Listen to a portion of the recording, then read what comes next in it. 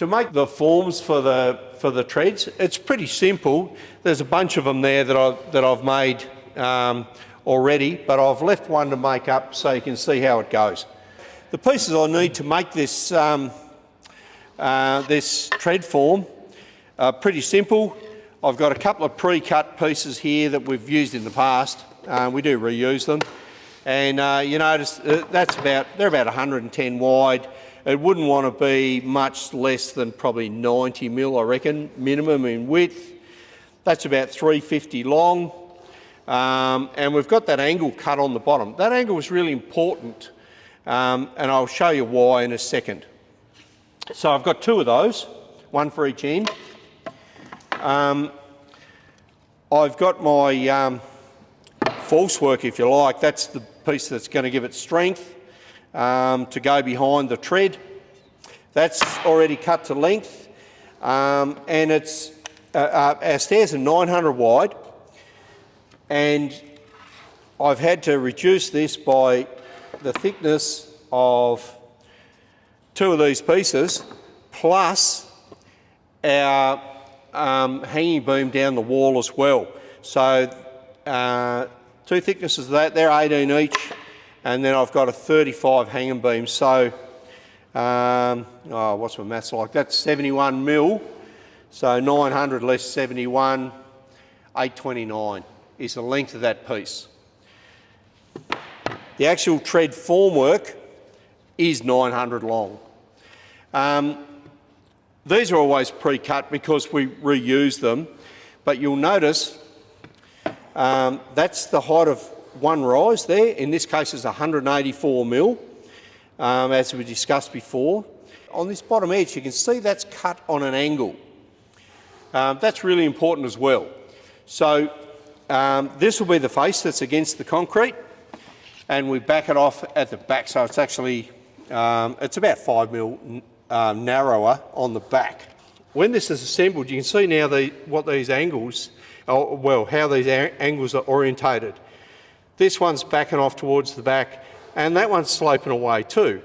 The reason for that, once this thing's in place, and we're going to fill all this up with concrete, we need to be able to get our trowel in underneath to finish the top of the next tread.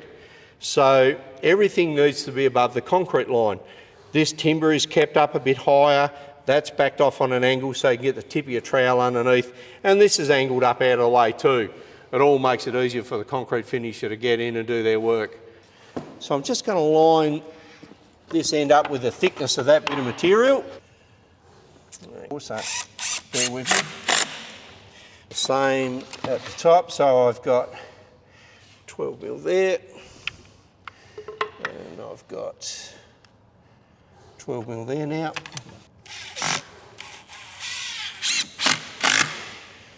And we've got our end piece, yep, so that'll sit just above the bottom of that sheet.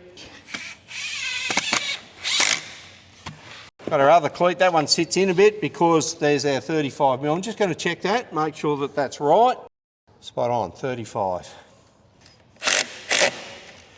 When this thing hangs in the formwork, it's actually hanging by these two cleats, so it needs to be strong at that point.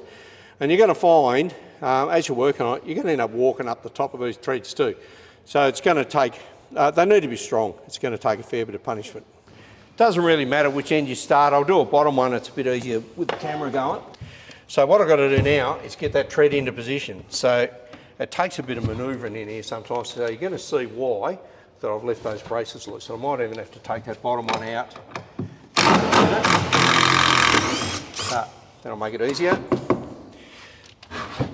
And in she goes. Yep. Nice job. Very good. Our former's following our line for plumb over there, but this side it's not. So there's a twist in this board a little bit. So what I can do now though, I can hook that over because we've screwed the other side off. Righto, now we're going to whack our screw in. Good stuff. So that's the first tread. What we will do now is work our way up, put all the other treads in position, and then we'll get a bit more footage at the end of that, and I'll show you the next stage. Heath's up the stairs now. He's just putting some little braces on the back of our hanging pieces on that side. They're pre-drilled, it's got screws in them, and they're going to go in there like so.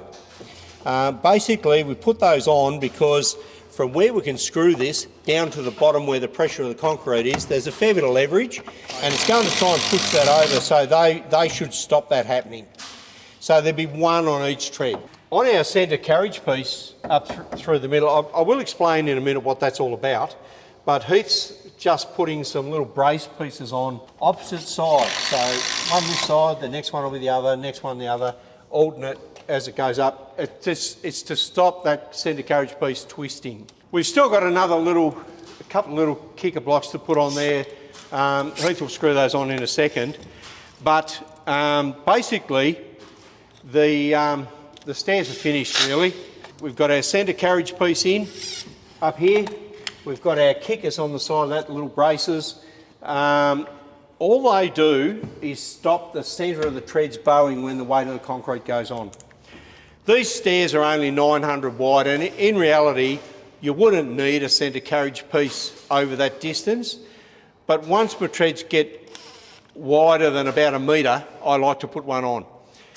If you've got an extremely wide set of stairs, and I did build some once that was 6 metres wide, you might have several carriage pieces in the centre, and in which case you would also need to support your treads from sagging. So you'd have a vertical piece coming down off there behind your tread, screwed to that, and this brace would be going against that vertical piece as well. This would then screw to the side of the tread to stop it sagging. You can hang your treads off that as well as put those braces on. We don't need to in this case because it's just not wide enough. We've gone along now, we've braced all these sides off properly. They're all screwed down nice and firm. We didn't do that before because I wanted to leave them loose to get the treads in because they can get a bit awkward and a bit tight. We've gone along, we've checked everything for level across the top of the treads. Don't make the mistake of checking for level on top of the false work. You need to actually check it on that formwork there because that's the surface that matters. We've checked our dimensions, so I've got my rule and I've measured from the back of one to the front of the other. Well, that one's 259.5, so I'll forgive myself that ½ mil. We know our dimensions are correct. We know our height's right because we did our full set out on each side and we've worked to those marks. And we've checked them for level across the top to make double sure that our treads are level. So there we have it, formwork for concrete stairs. Remember, of course, once this is stripped out, you still haven't finished. You've got to put everything back where it came from. Part of your unit is packing up. You're actually being assessed on that, and that's not complete till everything's stacked back on the racks in the right place. Unless it's something we're going to lift with the forklift, and in which case you'll make a neat stack ready for us to pick it up with the machine.